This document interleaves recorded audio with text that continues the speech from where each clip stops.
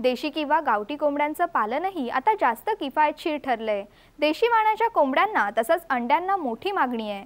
सोलापूर जिल्ह्यातल्या करमाळा तालुक्यातले नामदेव साबळे देशी कोंबड्यांचं संगोपन करतात। त्यांच्याकडून देशी कोंबड्यांच्या संगोपनाच्या काही टिप्स जाणून घेऊयात। शेळीला जोडधंदा म्हणून जंगली पोल्ट्री मी तयार केली।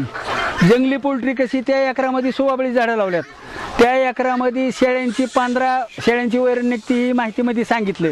तर ह्याला पूरक धंदा, एका दगडात 2 पक्षी कसे, तर ह्यात कोंबडी पालन आहे। तर ह्या एकराला पूर्ण कंपाऊंड आहे। ह्या एकराच्या कंपाऊंडला साधारण 1.5 लाख रुपये खर्च आला। आम्ही जरा थोडी जाळी स्टँडर्ड वापरली। तुम्ही 1 लाखापर्यंत सुद्धा कंपाऊंड करू शकता। पूर्ण संरक्षित आहे। कोंबडी ही उकिरड्यावर जगणारी जाते।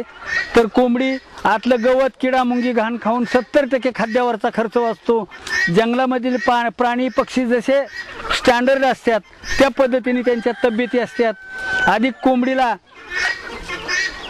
उष्णता चालत नाही। तर कोंबडीला ऑटोमॅटिक ह्या झाडामुळे इशीचं वातावरण आहे। कोंबडी ऊन जास्त झाल्यानंतर थंडाव्याला बसते, झाडाखाली बसते। नॅचरली गुणधर्म हे कोंबडीला सगळे पोषकता मिळतात।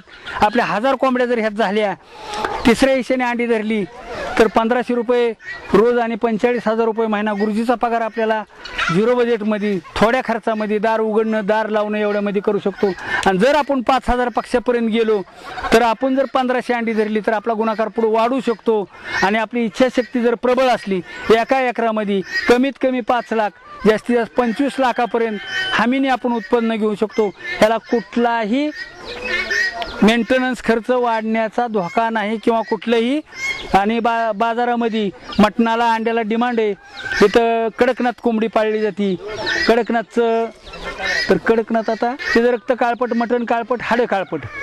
मग ह्याला चरबी नाही, नैसर्गिक रोगप्रतिकारक शक्ती यांची। हे 5 स्टारला मटण जाते।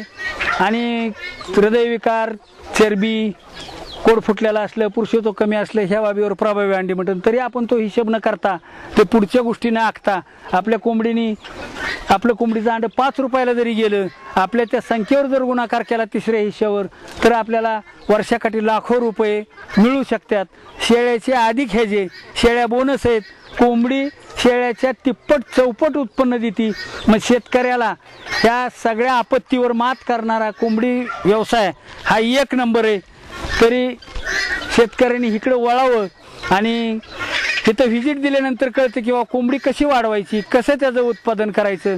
आपण एकदम समजा 100,000 कोंबड्या आणल्या तर रोगाला बळी पडून आपण तोट्यात जाऊ शकतो। तर इथं आपल्या इथं पिल्लं तयार करून स्वबळावर जगण्यासारखी झाल्यावर ह्या एकरामध्ये टाकून द्यायची आणि जास्तीत जास्त पक्षी वाढवायचे। तसं बघितलं तर एवढ्या पोल्ट्रीत 5000 पक्षी बसतात, आपले 10,000 बसू शकतात। लाखो पक्षाच्या पोल्ट्री टेक्निकवर सांभाळतात। आपल्याला 5-10 हजाराचं सहज सांभाळणं शक्य आहे। त्याच्यामुळं पूरक धंदा। आणि आता जे आपण शेतकरी अडचणीत आहे, शेतकरी पूर्ण अडचणीत आहे की कुठल्या दिशेने जावं, कुठलं काय करावं हे शेतकऱ्याला कळत नाही। तर हा सोपा मार्ग आहे। तरी शेतकऱ्याने ह्याचं जर अनुकरण केलं तर एका एकरावर 10 माणसाचं कुटुंब स्टँडर्ड जीवन जगू शकतं। कष्ट लय नाही, मेंटेनन्स खर्च काय नाही। अशा पद्धतीने ही कोंबडी पालन शेळी धंद्याला पूरक आहे।